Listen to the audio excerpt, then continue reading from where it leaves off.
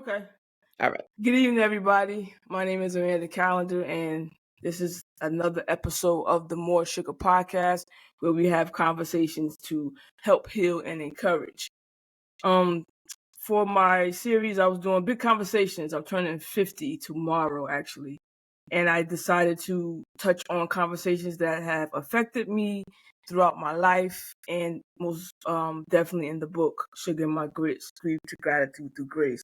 And one of those things that affected me really heavily was the death of my cousin due to a domestic violence situation. So I thought it only proper to bring on someone who could speak to that actually went through it and survived. And she doesn't look like what she's been through. So my guest is a high school friend of mine, Miss Shanda Brown. Introduce yourself to the audience. Hello everyone. I am Shonda. You could take the hair out, right? You just Shanda Brown. I'm Okay. just Shonda Brown, like I was, Shanda, okay. yeah, you Okay. can take the Check hair out. me. But yeah, Shanda Brown. right. So yeah, I'm Shonda Brown. Like Amanda said, we go back. I don't even want to think about what is it, 30 years? That's a little Yeah, creepy. we started 7th and Actually, 8th it's grade. longer than 30 years, believe it Yeah. or not. You did 7th and 8th grade, right? Closer to 35 years. And so I am currently a licensed social worker, still a domestic violence advocate here in the state of New Jersey. And I continue to do work with children and women, primarily, but families. But, the babies have my heart. So, yeah, a self-published author of There's Hope on the Other Side, which is a memoir of my own personal experience with domestic violence. Okay. So I want to start with a hard question that I had asked.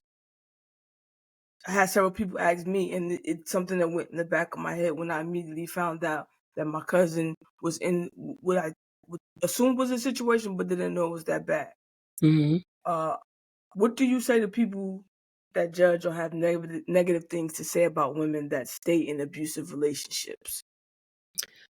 Well, first I'll say that abusive relationships do not have gender bias, right? So it could Mhm. be men and women. First, secondly, I would compare it to you having, like, how would you feel if you had a nightmare and then you had someone else to tell you how you should have felt while you were experiencing the nightmare? Right? Mhm. That's the analogy given. And so if you can't speak to someone else's experience if it's not something that you've lived yourself, right? Mhm. We all have our own experiences. We all have our own tolerance level for whatever it is that we're enduring. And it goes to violence, but it could also go to, neglect and other things. So don't judge someone, or don't be so quick to judge someone if you have not walked even an inch in their shoes.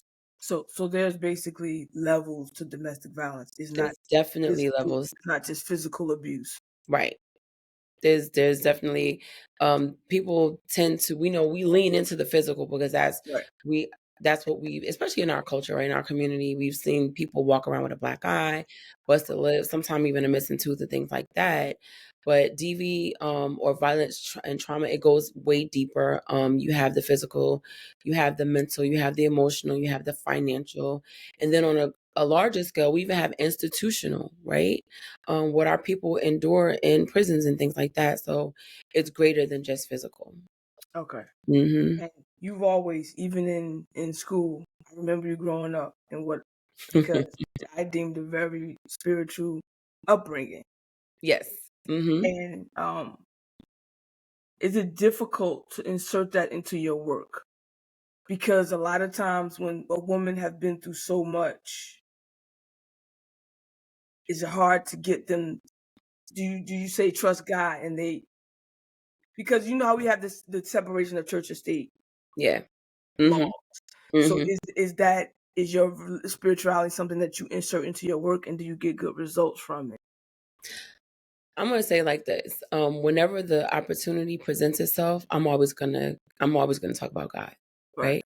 Right. I'm not a Christian counselor, but I do operate as a Christian counselor, if that makes any sense, It because you do does. have Christian counselors. I will say that initially I did not know how to merge the two. I Hmm. didn't know how to merge spiritual with professional, because again, we have all these mandates, and we have all of these correct these code of ethics and things like that, and we're not supposed to impose, that's call it imposition, right? We're not supposed to impose our beliefs on our clients. I will say, if the client is inclined to bring up God, then we're gonna have a good old time with it. You understand what I'm saying? Yes. Um, I'm way more comfortable with it now though than I was initially. I had to figure it out. Like, okay, so if they talk about God, be it, regardless of whatever religion it's coming from, if they bring it up, like, what do I say and what's the appropriate response, so that I'm not violating, like you said, the professional side of it, keeping it separate the way that they say. But I am way more comfortable now. I'm more comfortable now because I know more about me. Do you think those mandates are in place to protect you or the client? Because sometimes when I go to my therapist and she's helping me, Hmm. I, early on as a patient, I listened, and then Hmm. as I became more spiritual and got a close relationship with God, there's times I wish I heard that from her Hmm. as well. So how do you? There has to be a point where I mean, you can't mess up your license and say, "Screw this, I'm gonna just tell this lady." But Uh, can't you see when people like when they're oozing like, I think this person needs a hug, or this person actually needs me to like, they need to come to church. so listen, I think there are all type of protective measures, and you're right. It is for both. It's for us, the professional, and for the clients that we're providing services for. And so it's always good to ask a question. Anytime we're unsure or uncertain, is it okay if I touch your hand? Okay. Right? Is it okay if I give you a hug? And then sometimes on the flip side of that, the clients ask, "Is it okay if I hug you?" I'm like, Mhm. "Girl, absolutely. Get over here. Give me a hug." Mhm. And at the same time maintaining clear boundaries, Boundary. because we don't ever want to mix get it mixed Or up. else you have a house full of people that say, "I'm going to stay with Miss Brown." Miss Brown. Exactly. We're not doing that. We're not doing that. We ain't doing that. So As yeah. soon as I posted that I was talking about this, Mhm. a friend of mine shared it, and she said she couldn't wait to listen to the conversation because she knows a friend that's going through. Mhm. For me personally, going through it as a family member without hijacking my cousin's story, it's just like I'm in it. You are in it because So trauma what is do you? vicarious. Yeah. So what do you do, or what advice do you have for family members that are currently have people in the situation? Because aside from the legal measures that they want you to take, or get a restraining order. Again, I'm only speaking to the extreme side of my experience. Or get a restraining order, or change your locks. The 5 basic things you do, but then you read these horrific stories about women who've been harmed, or kids who've been beaten because men or whoever overstep these bounds that people, this little piece of paper, a protect order protection that they think is gonna protect them. I had a conversation with the guy that murdered my cousin at least a week before he killed her, and I said to him, I'm like, she doesn't want to be with you anymore. Just leave her alone. So in my guilt, am I thinking like, is there something more I could have done or said, or what do you have advice you have? My therapist said to me that he was gonna do what he was gonna do regardless of what I said, because he had it in his mind already. So I need Yeah. to get away from the guilt that there was something I could have done. But is there anything, not just in that situation, advice that you have for family members of people that's in this situation? I'm gonna say, like, we have to respect where people are, right? And we go back to talking about boundaries. I can speak to my own personal experience, and then, but everybody, and know that everybody's experience is different, right? So we all have our own individual journey. And so for me, when I reached my breaking point, like, my family knew, my mom knew, Mm-hmm. but she respected my marriage. Um, but at the same time, she was like dropping me little things like, hey, have you ever heard of this organization? They deal with violence against women. Have you ever heard of this organization and things like she was just sending me like different things like that. And when it took for me to call her, well, when I finally built up the nerves to call her, like, Mom, I'm tired, right? She said, I was waiting for you to call. I've been waiting for you to call. And she was ready and she had the resource available and she gave me a number, right? And I reached out and I called, but it was when I was ready.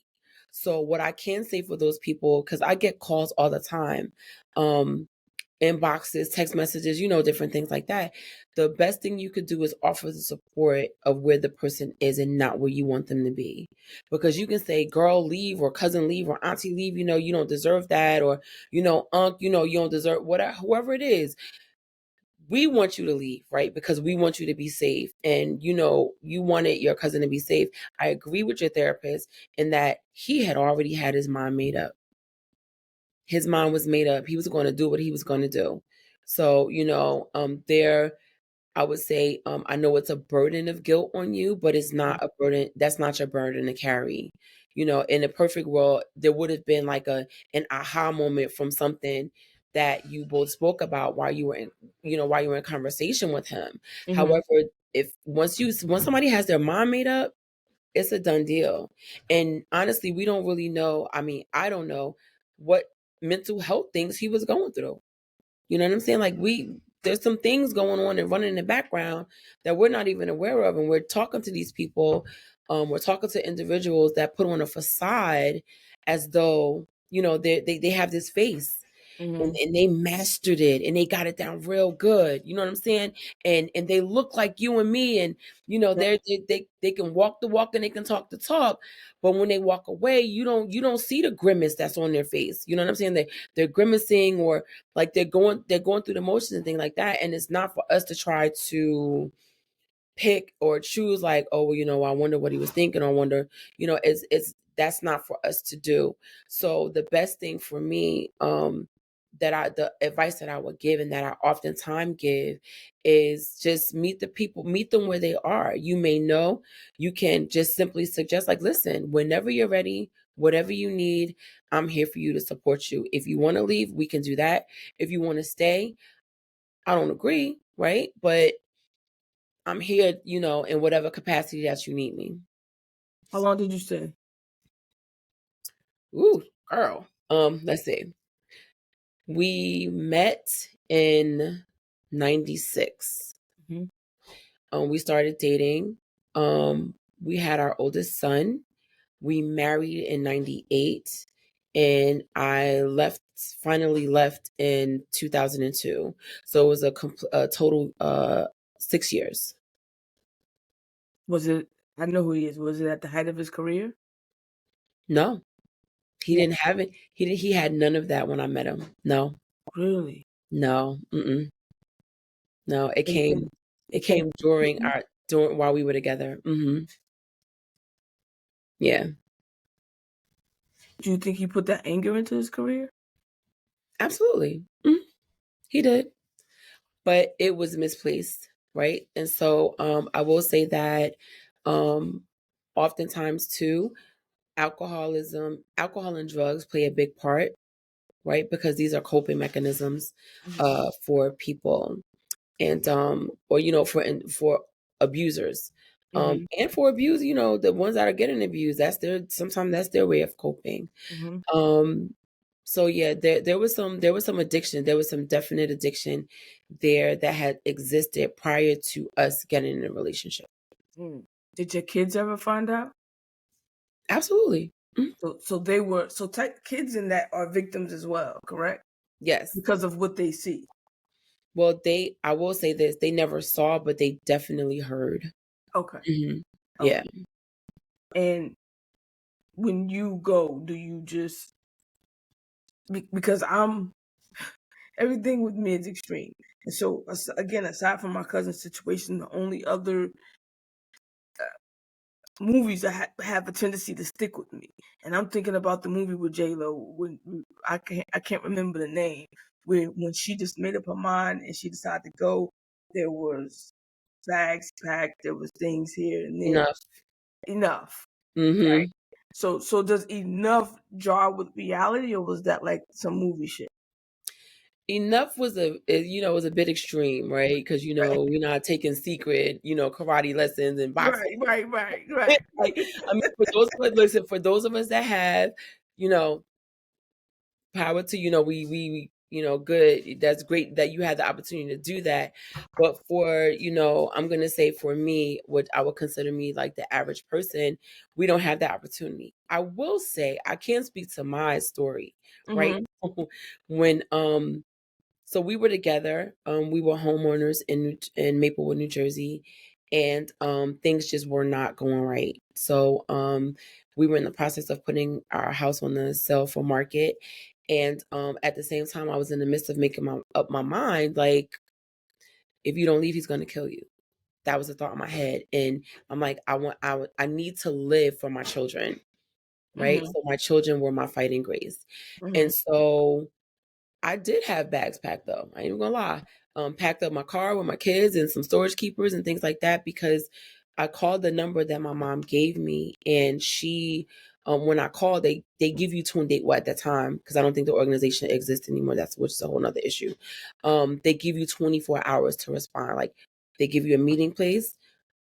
You can't tell anybody, what it is, and you have the police. You'll meet a police escort, and they'll bring you, because we did move into a DV shelter, right, Mhm. to get out of it.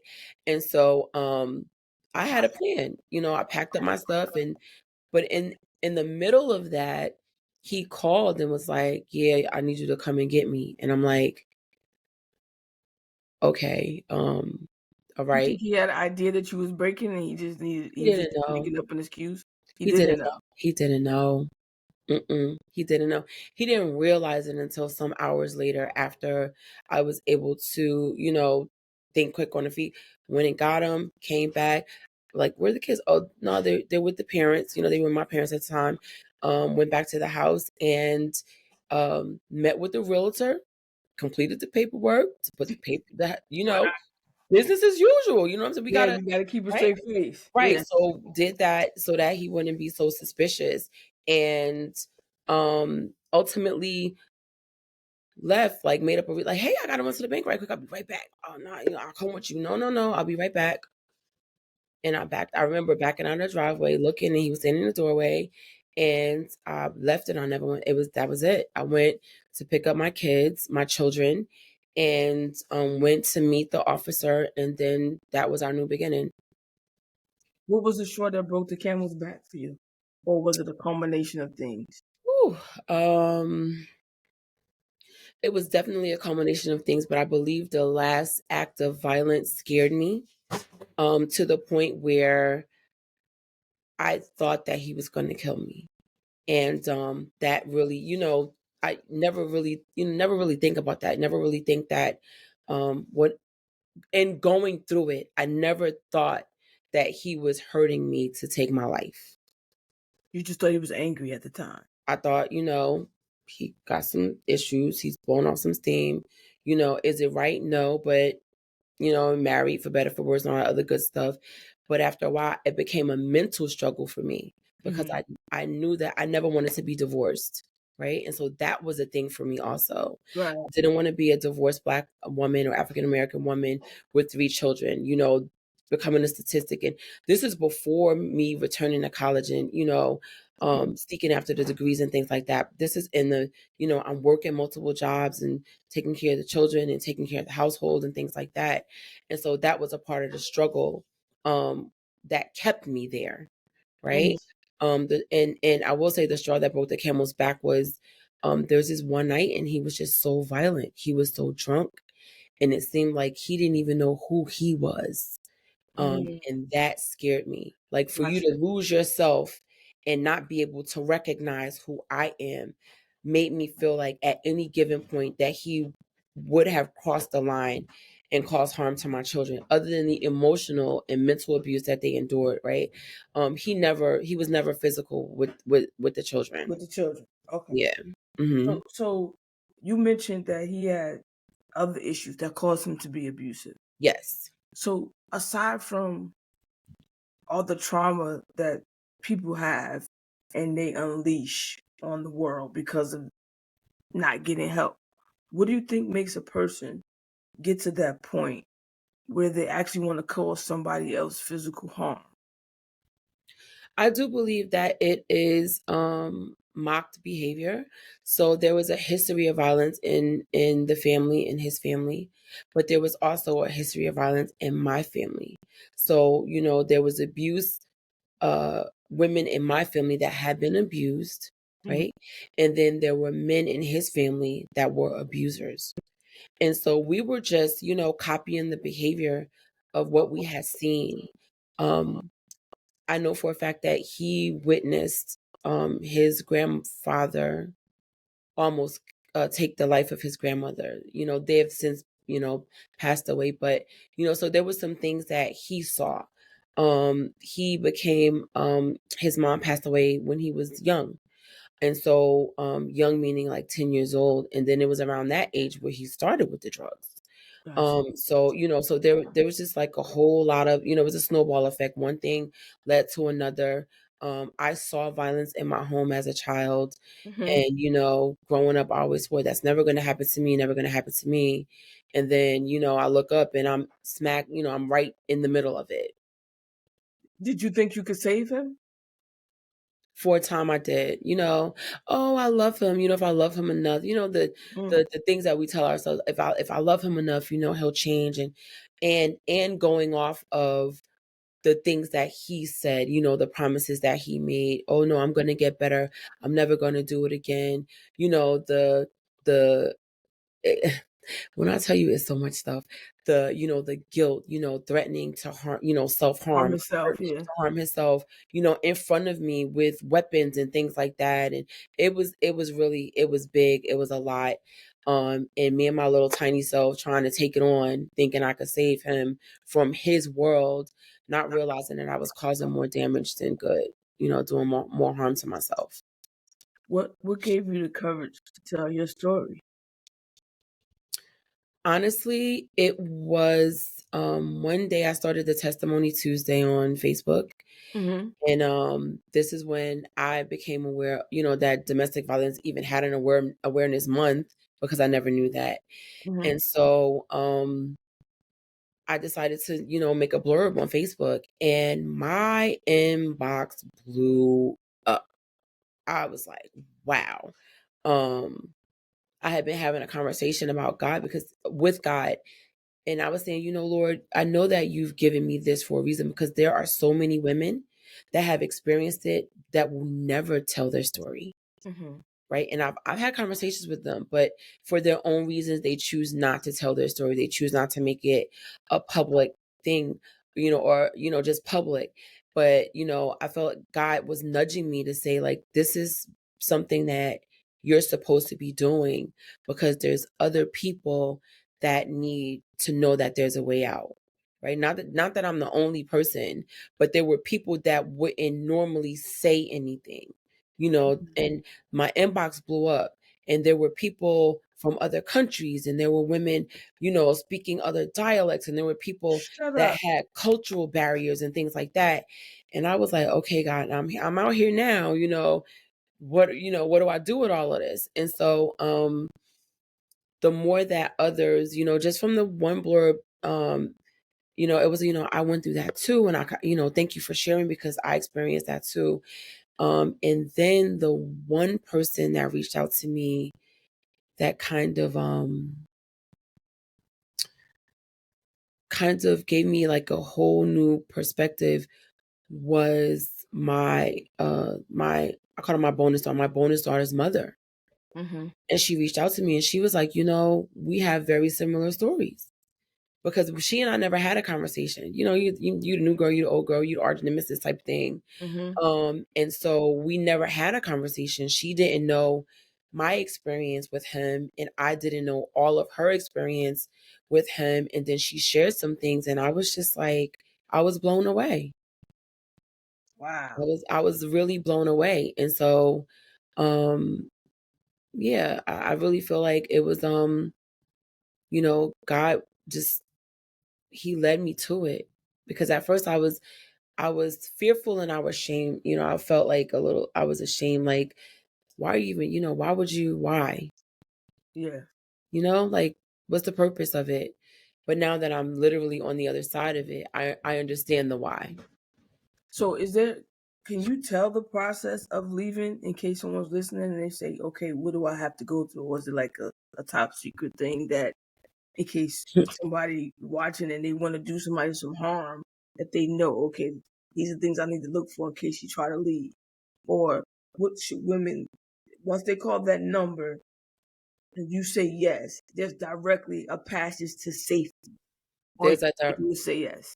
Yes, there's a direct passage to safety.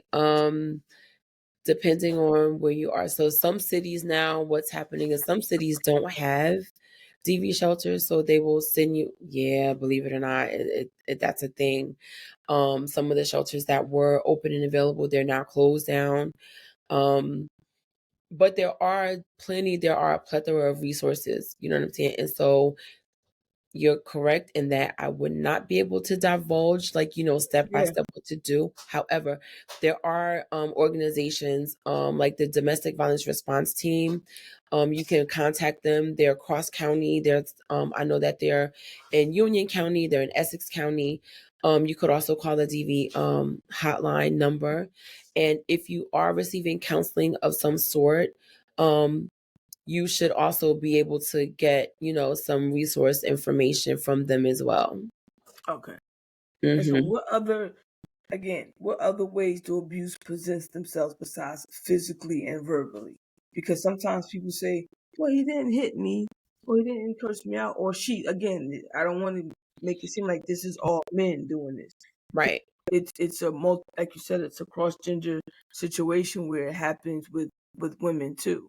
Hmm. So besides physical and verbal abuse, what are some signs that people should look for when you like some in order for them to say something is wrong? One of the largest types of abuse is financial abuse. Mm, That's where you're not working. And so the abuser controls all of the money. They're rationing it out to you, or maybe they're not giving it to you at all.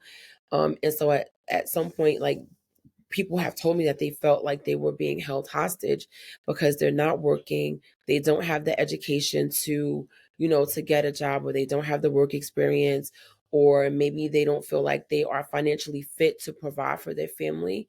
If they were to take their family, like, where am I going to go?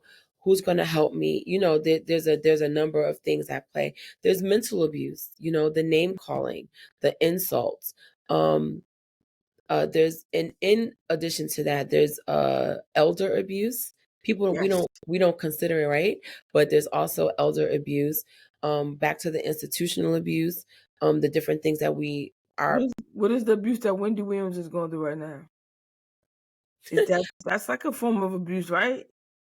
I can't speak to that. I have no idea. I just asked someone the other day, like, what's It's going on with her? yeah, it's financial abuse. I think what it is that money is.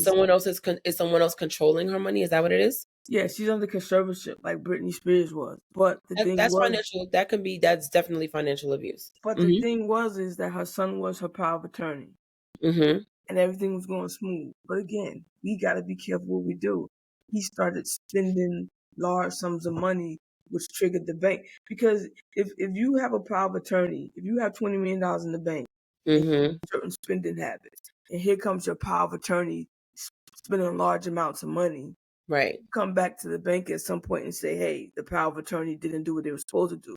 So technically, the bank is protecting themselves Yeah. in the aspect. And so that's where I think people get lost in the fact that his spending habits triggered the bank, which had a judge input a conservatorship, which is a stranger.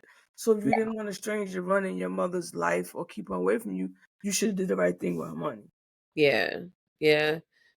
Yeah. I mean, you taking somebody else's money, you out there spending it, you free balling. So now the result of that is now his mother is in a predicament Yes, a because bad of predicament. because of his irresponsibility. I wouldn't necessarily say that that was abuse. I would just say that, I mean, in a way it is, but I don't think he did it intentionally to hurt his mother. I Yeah, think he was, he's just a young kid and he wanted to flex and live a, live a life, a lavish lifestyle off of his mother. beyond your means. Yeah. Sexual abuse. Mm-hmm. You talked about that in your book. Yes. Also, one of the abuses, definitely. Mm-hmm. It's a subject that is so, I want to say, taboo. I just want to say that because of people, you wonder what someone is going to think of you if that Right. happened to you, and Right. even if you're a kid, um, because I know a lot of kids that have a lot of adults that have suffered through it, and I see Mm-hmm. suffer through life Yeah. because they don't want to get the help because it's so traumatic to even tell the story. Mm-hmm. So as a therapist, you have to tell the story correctly in order to get help for it. Right. So how do you Mm-hmm. walk somebody through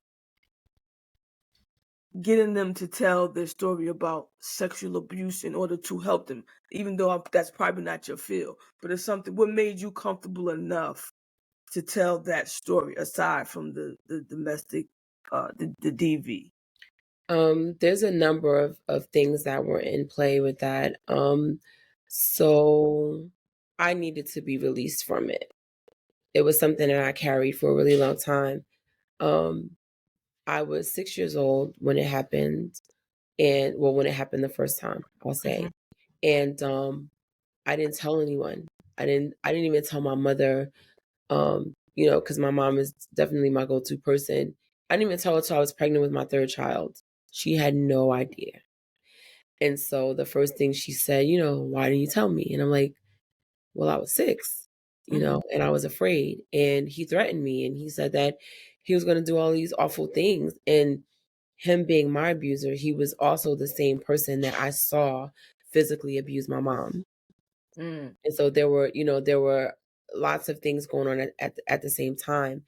And so I was encouraged to share because I needed to be released from it. Um, it was just something that, you know, I tried to share with people that I thought, were close to me growing up. And it was just like, oh, yeah, well, it happened to me too. And I'm like, okay, but what do we do with that? Right, You know what I'm saying? Like it happened, and we're saying it like it's some type of like we're wearing a medallion around our neck or something like that. That's not like an honor badge. right. It's actually something that does need to be talked about, and that's not talked about often enough in our community.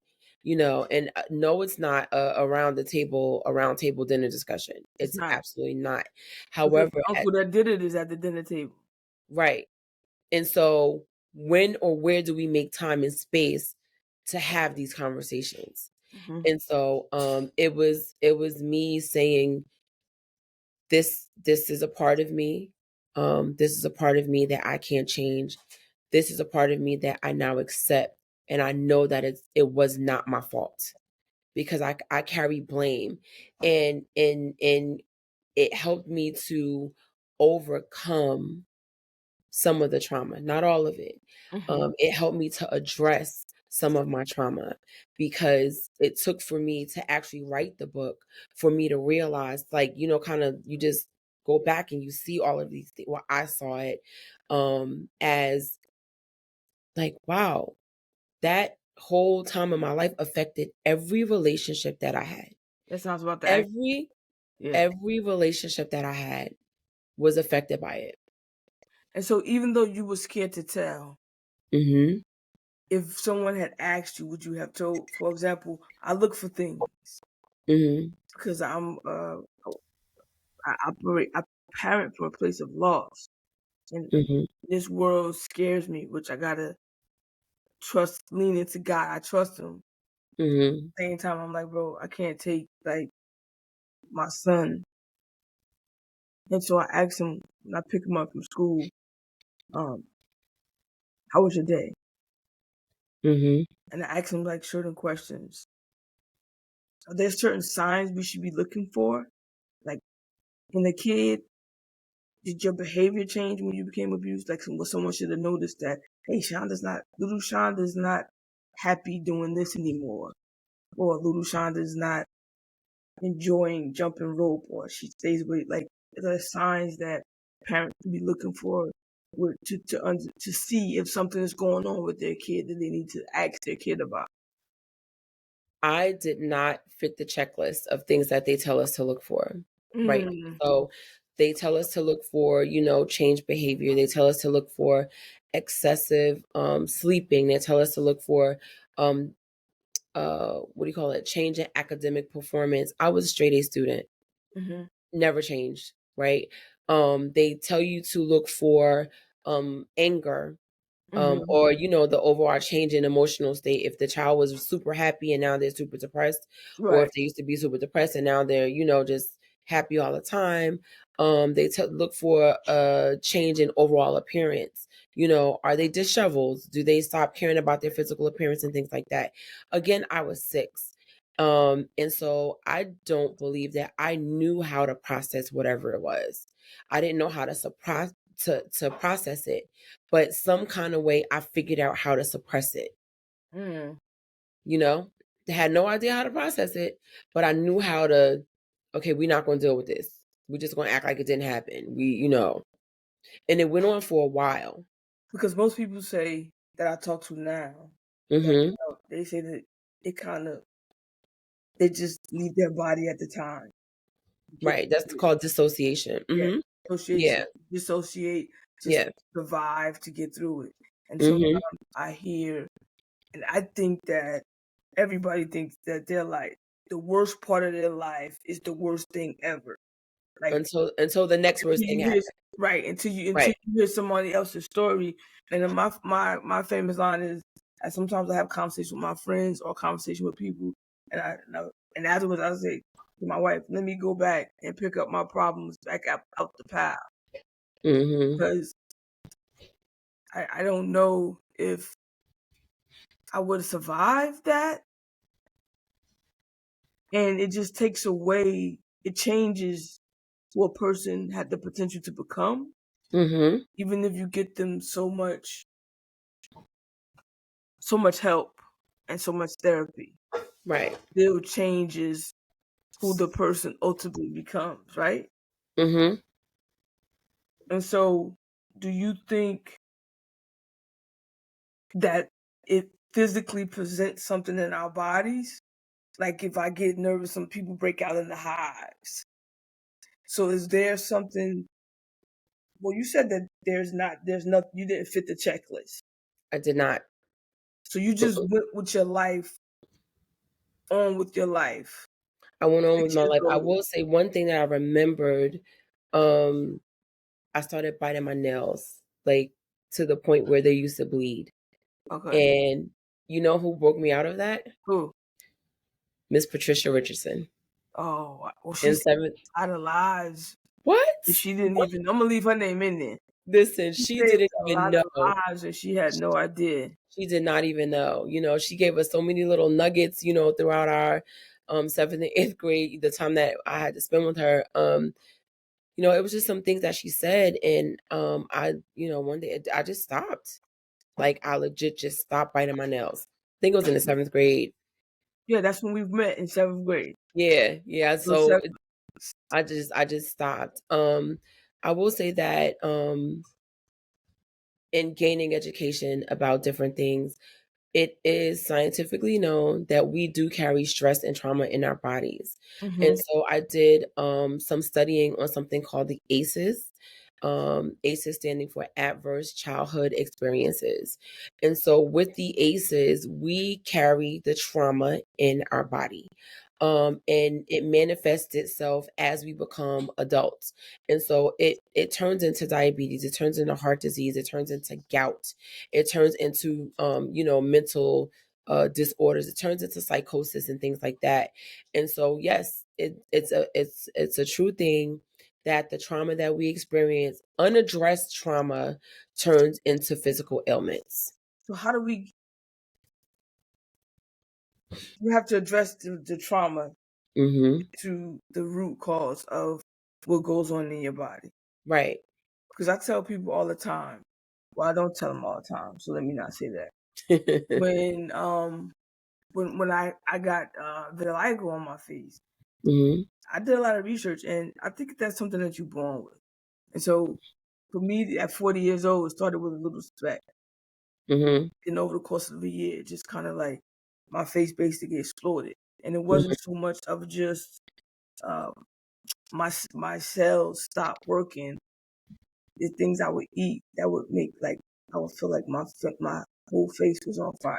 And so I talked with a lot of doctors, and I went to rheumatologists, and mainly, of course, the dermatologist. Of course, they Mhm. tell you what you want to hear. But Mhm. I had to look around and take inventory of my life and what was going on, and I realized that me and my brother had a huge, huge, huge fight, like a family shattering disagreement, like Godzilla and Mothra, and Mhm. the family you forced to pick a side. And so I think that is what the stress. I never ever um processed it like I should have or pursued it, and so I kind of just like swallowed it. And so I'm in with before he passed away, I was able to apologize, but it's something that happens in black families. It never gets resolved. Right. To apologize because I got tired of not speaking with my brother, Right. and so I just apologized. But in apologizing, you still don't get the closure and Mhm. things that you need. And I learned that from Salima. Sometimes you just don't get closure, but that doesn't hearing it doesn't mean you physically and emotionally accept it. Mhm. And so I think that I hope people don't take this the wrong way, but I need people to understand like once he died, then my face started to clear up. Mhm. It's not because he died, but it's whatever that I had that wasn't Made right. peace with it. Yeah, Yeah. I can't. There's nothing I can do about it now. Mhm. So it started to clear. I'm not telling nobody like you hope somebody die in your life to get closure, but Absolutely not. That's yeah, that I we just want to make that's sure because the people. disclaimer. That's that, That's the that's not what we're disclaimer. I'm no. just saying like sometimes I learned that from the last recording night. Sometimes you don't get closure, but when you go to some therapist or you talk to these people that's online, you got the online therapists and the people Mhm. that counselors, and you have to go through this to get healing, and you have to come to terms with it. No, sometimes you just don't get what you need from people to move on, and you have Right. to accept it, and that Mhm. is a difficult thing. It is. And It is. self-confidence and self-worth are two different things. I've always known from you walking in seventh grade. Again, I always tell people I was dealing with my own struggles. Mhm. I went to the previous school from kindergarten to sixth grade, Louise A. Spencer School. So I Mhm. knew it was a block from my house. I knew everybody. And I was leaving everything I knew to go be with a bunch of strangers. And I Mhm. with a bunch of strangers, not just for the 2 years, but for seventh and eighth grade, then you got 9 through 12. And Mhm. inside of that, what Salima pointed out was they dumped us in there with high schoolers. Yes. So we're Some adults. yes. Yes. So Okay. I didn't know that it was when she said to me that was hard to navigate. I was like, you know what it was because Mhm. you're kind of trying to figure out your place, and it's like you feel like you're doing a bid because I got to be here for 6 years, and it's going to be a while before I'm on top of the pecking order. Right. And I never forget is for we took the test at sixth grade to get in for seventh and eighth. Mhm. And then you have to take you just automatically go to the high school. You gotta take the test Yes, again to get into ninth grade. to get in Mhm. ninth grade. And I remember trying to sneak out that door. I almost ended up at Shabazz. And I forget what my grandmother would have kicked my ass if I told her that I wasn't going back. But I was adamant about because seventh and eighth grade it was such a big time of adjustment. I had horrible grades. Miss Richardson didn't care. When I say she didn't care, is she wasn't Barbara Bush and like no person left behind. Right. You was You getting was a D if you you were deserved going an to A. work. Yeah, Yeah, you were you going were to going to work. do your work, and Mhm. I wasn't. It was a lot for me. But I said Mhm. that to say self confidence and self worth are two different things. What convinced you that you were enough? I never At what truly point? believed I never truly believed that I was enough until I started seeking God, to understand him for myself. Mhm. I never thought that I was enough. Regardless of what I portrayed on the outside, I carried all these insecurities. never thinking that I was pretty enough, never thinking that I was worthy, never thinking that anything that I had to offer was enough. And it took for me to start asking God questions like, okay, so who are you really? You asked him that? Absolutely. I'll tell anybody I speak to God just like we're having this conversation. You Mm-hmm. know, who better to go to than the person that, you know, the he's the main source. He's gonna give you all the answers. And even though I still didn't fully understand him, then he met me where I was. And so it took for me to look at myself through his lens or as best I could, right? Because we're not God. Um, but it took for me to start asking not just him the hard questions, but asking myself the hard questions. And then not to blame, you know, pointing a finger and accusing anybody. Like there were a lot of things that I needed to be accountable to for myself. Mm-hmm. And so, you know, once I started doing that and still do because, you know, none of us are perfect. Um, once I started doing that, I began to walk, you know, back a little straighter, head a little, you know, head up a little bit more, Mm-hmm. and being able to speak positive affirmations to myself and actually believe it, as opposed to just saying things to impress. You know what I'm saying? It took some work. How do you reconcile with no nobody helping 6-year-old Shonda? How do you get past no one's going to be held accountable? That was big for me. That was big for me. It's not big anymore. The help that I needed, I will never get it because my Mm-hmm. offender passed away. And so when I finally had the courage to address him, I Mm-hmm. learned that he had passed away. And so you know, in therapy learning, I was a therapist and didn't even know I was a therapist. Okay. So I decided to write a letter, you know, just in full, like, this is what you stole from me. Because you did that, I endured this type of thing. And it was at that time that I kind of shared with my children some of my experience, but not, you know, didn't give them any graphic details or anything like that. But I let them know that, you know, there was somebody in my life that caused me pain when I was younger. And after I wrote the letter, I'm like, I don't have anybody to give it to. I burned it. You know, just let it go. Just burned it and decided that that was something else that I no longer wanted to carry.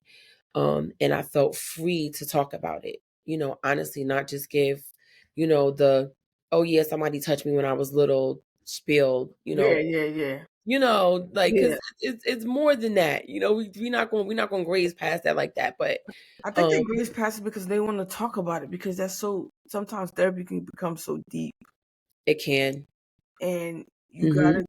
Some people are okay with suppressing it and maybe having a flashback here and there during maybe a part of your relationship or not being able to be in relationships because it then walk back through because you got to walk back through that with the therapist Mm-hmm. in order to get help for that 6-year old Right. little girl. You have to become her again Mm-hmm. to heal her. And who wants to go through that pain? No one. I started writing the book and you see how it starts. After I wrote that chapter, I had to put it down for, it took me, the book is not very big or long, Mhm. right? But it took me a long time to write it. Yeah. After I wrote the first chapter, I had to step away from it because I had not processed any of that. It took me some almost a year. And then, you People know, don't and people don't know that about the books where you're so vulnerable and so mhm, transparent. I think I throw up a lot. really, Yeah, because I remember wow, the first like interview about the book, and I'm getting dressed, and I just got really hot, and I just like threw up in the bathroom. wow. I think maybe because I put so much grief in one book, Hmm. and I feel like I just bled on the pages, but I feel so much. Sometimes I pick it up and I read it Hmm. like I never wrote it. and I cried. I remember one time it was on the back seat of the car, and I'm picking my son up from school, and he's flipping through the book. I know one day he's gonna read it, but he's like, "Mommy, you wrote this?" And I'm like, "Yep." Mhm. Who's this? Kimani's mommy down in the back. Yeah. And he asks what happened, so I have to go to the story and I have to tell him what type of man to not to become. Mhm. So Yeah. how old were your sons when you left? Uh, Let me see. My children were 3, 5, and 8. How do you explain that to them afterwards, after you get to a safe space? So my children, listen, they clown me to this day for this, right? I have always sat my children down and like they would call us the Huxtables. Because you know how they would gather around and they would talk in the living room. I Mm-hmm. always did that with them, even when they were small. And Mm-hmm. so before we went in, I said, listen, we have to go into this place and we're not going to be in we're not going back to our house anymore. We have to stay here, and we called it the unhappy place. It served its purpose. Mm-hmm. We were there for 3 months, from September to December of 2002. And so while we were there, they would ask questions, and I would just be as honest as I could with them, all while being mindful of, not trying to overwhelm them with too much information. Mm-hmm. And so, yeah, they were small. My boys don't remember as much as my daughter. Mm-hmm. They remember some things, but they don't remember as much. Do as they're men now, do Yeah, they with their own children. with their own children? Are Yes, they great men? they are great men. They are definitely great men, intellectual men. And I do see their struggle. Mm-hmm. I see their struggle, because they don't. I heard you. I was actually listening to one of your podcasts, and you were talking about the generational curses and people breaking generational curses. That's a thing, right? Mm-hmm. That's something else that we don't necessarily address. But there were things generationally that they have inherited, and so now they're learning how to unlearn, or they're learning how to navigate through some of these things on their own. Um, but yeah, I would deem that they are great men.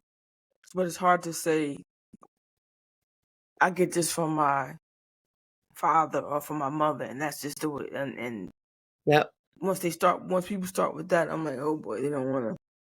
Right. They're not ready to be accountable. They're not ready to process. They're not ready to really get deep and, get knee deep in it. They're not.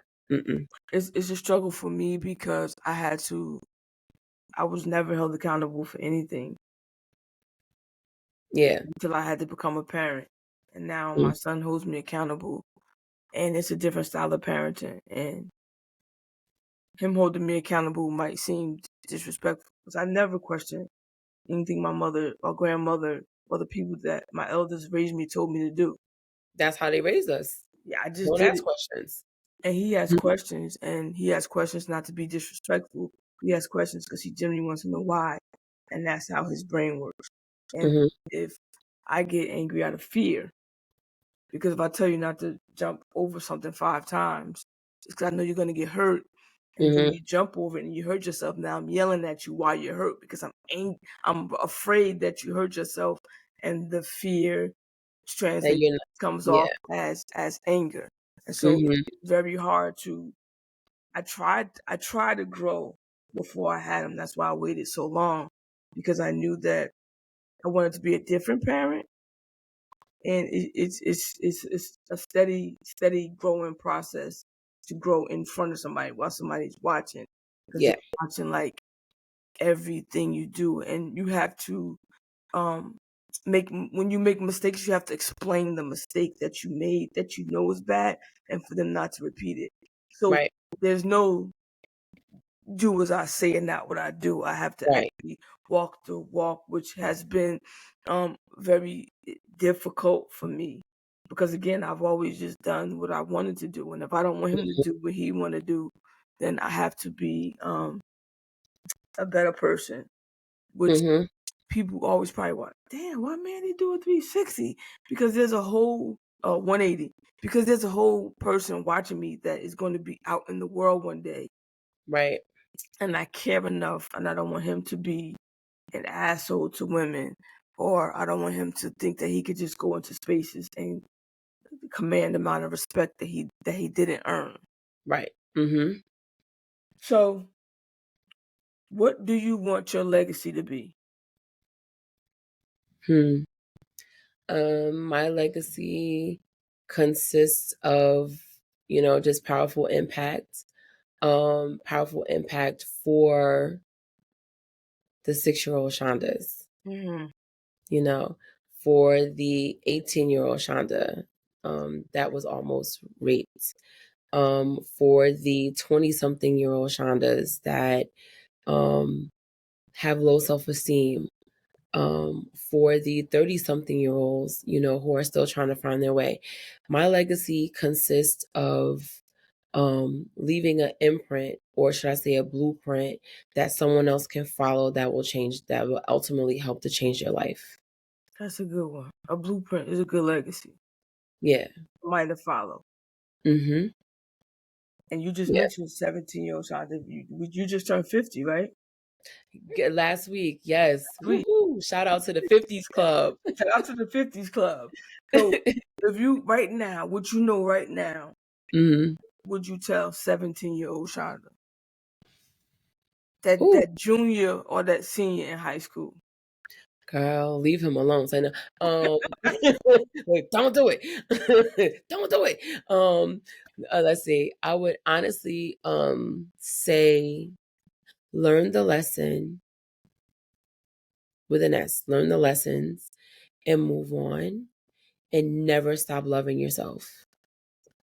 Never stop loving yourself is a good one. Never stop loving yourself. Mm-hmm. Stop loving yourself. Yeah, Never stop definitely. doing something. And Yeah. I had a question that transpired recently, because I listen to like a lot of pop culture.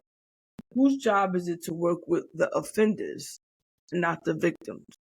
And do you think redemption is possible, i.e., the Chris Browns of the world? Me being, I absolutely believe in redemption. Okay. That's when we can talk about the God that I serve, right? I absolutely wholeheartedly believe in redemption, because God came for the offender and the offended, right? He didn't just come for he didn't God doesn't pick a side. I haven't always felt like that. Hmm. While I was the one being offended, off with their head, could have been my motto. But now growth and maturity has come into play, and it is someone's job, not mine. Right. Not mine. Not mine.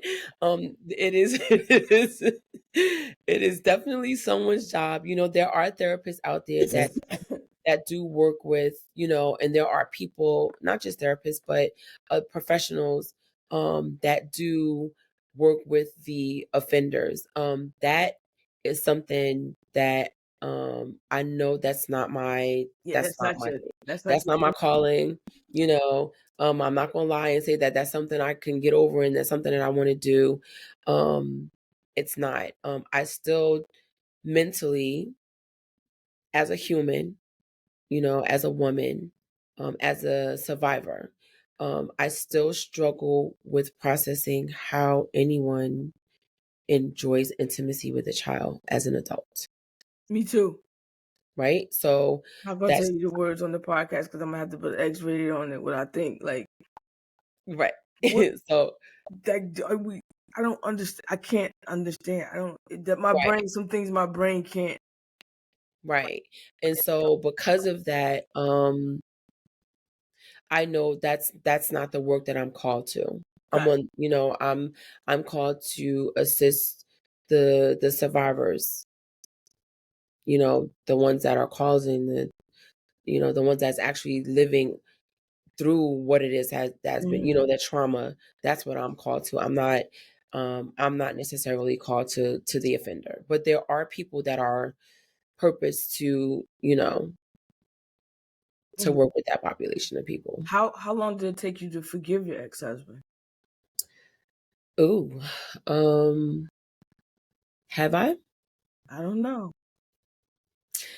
Um, Let me see. From 2002 to,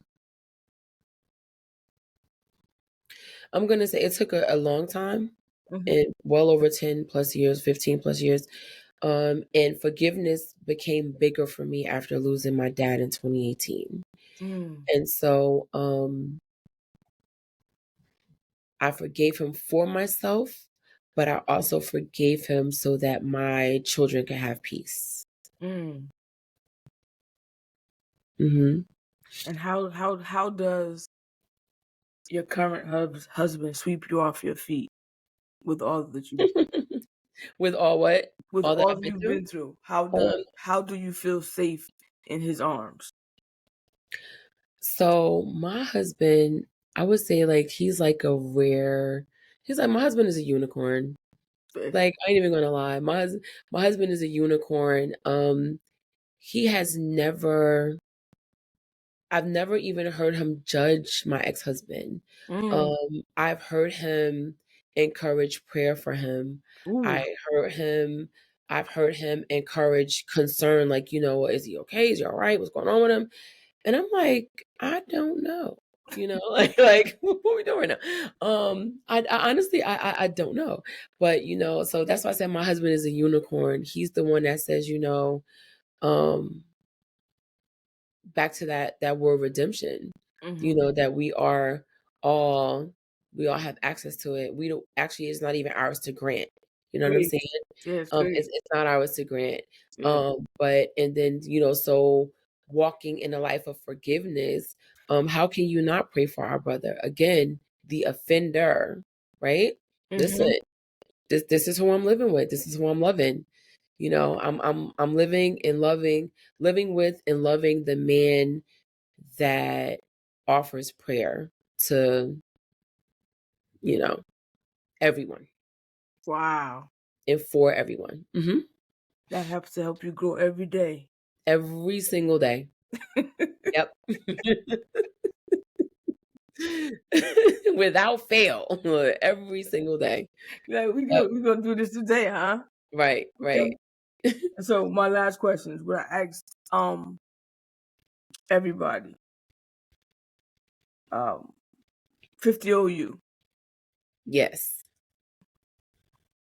You think back to 7th, 8th, 9th, 10th, 11th, and 12th grade, Hmm. and we sitting here right now.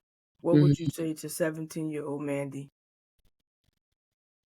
17-year-old Mandy. Ooh, 17-year-old Mandy was so mean to me. You know What? why I was mean to you?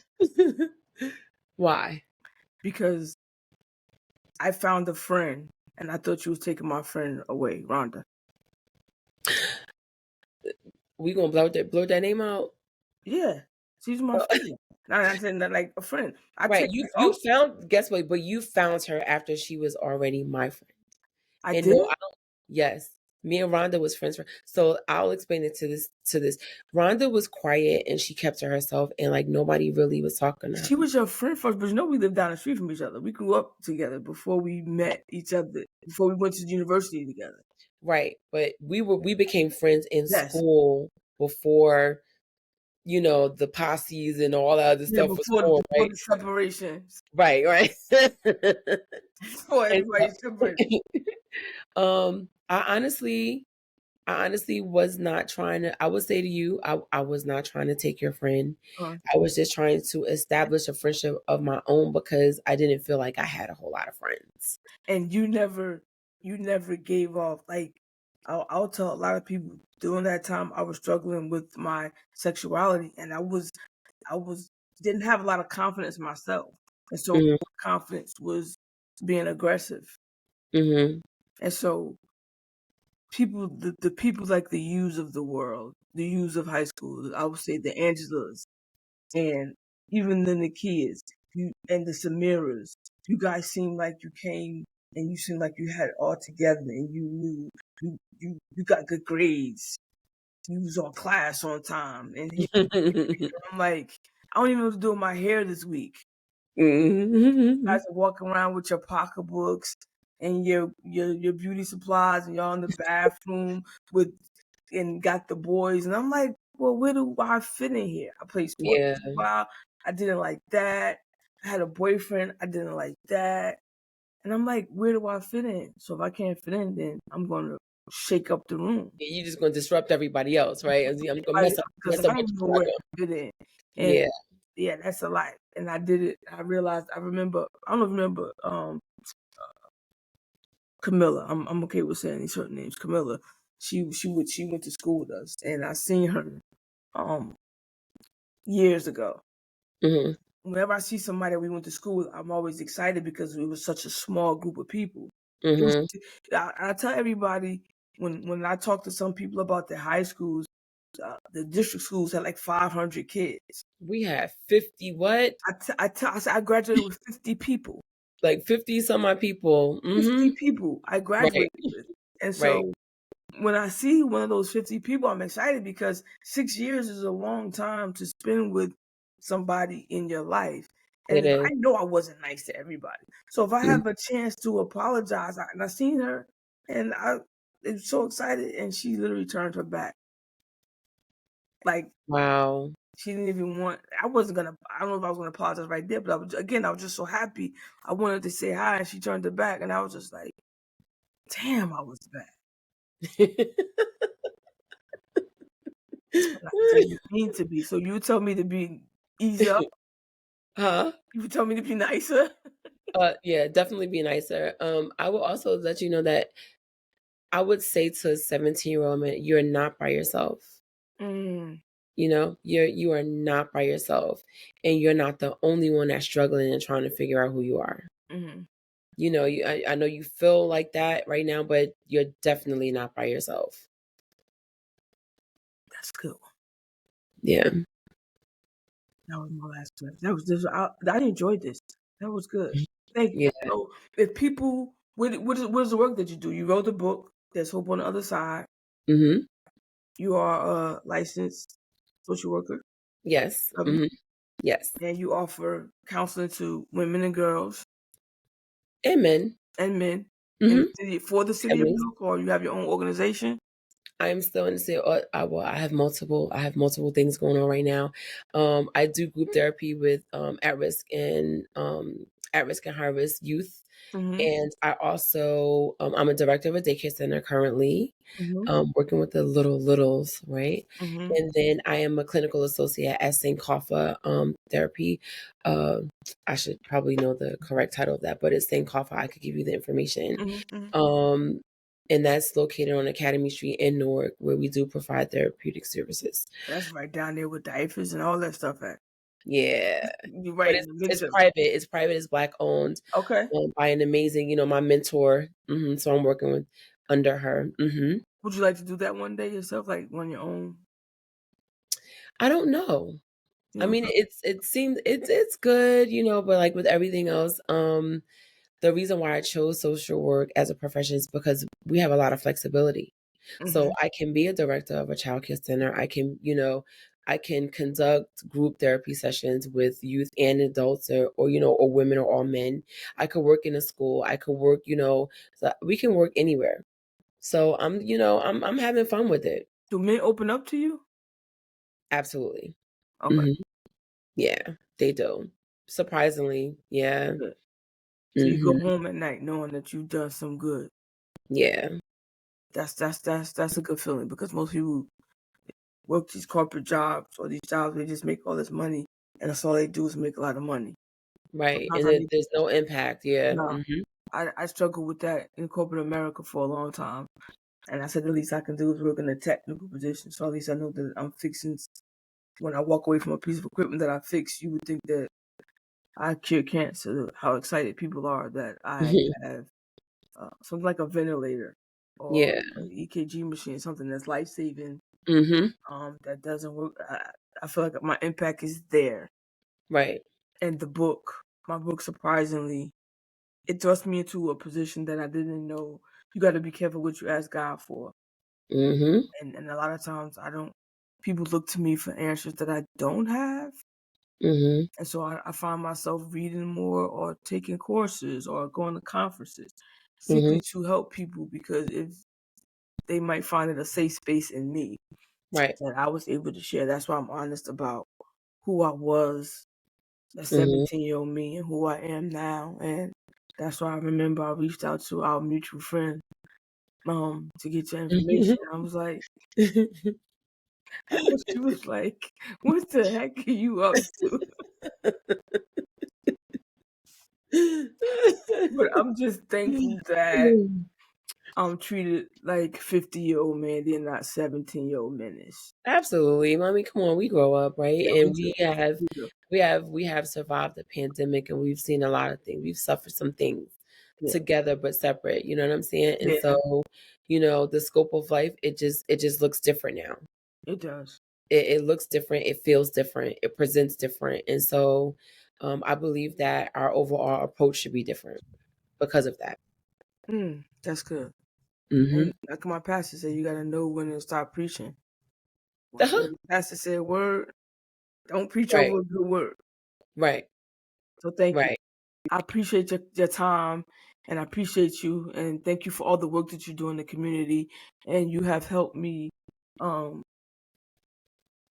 I can go to sleep tonight and wake up tomorrow, my birthday, not as sad as I normally am about missing my cousin because I understand some things a little more. And Mhm. I always remember that there's joy. I have joy. Some things that you Absolutely. have to, they're just going to be what they are. They're gonna be who they are, and one thing my mom always told us, like, you can't control the actions of other people regardless, No. of how much you want to. Um, we just can't, we can think what we want in our minds, but we'll never be able to control the actions of another person. The only people that we can control is ourselves. That's it. Mm, Not even our children.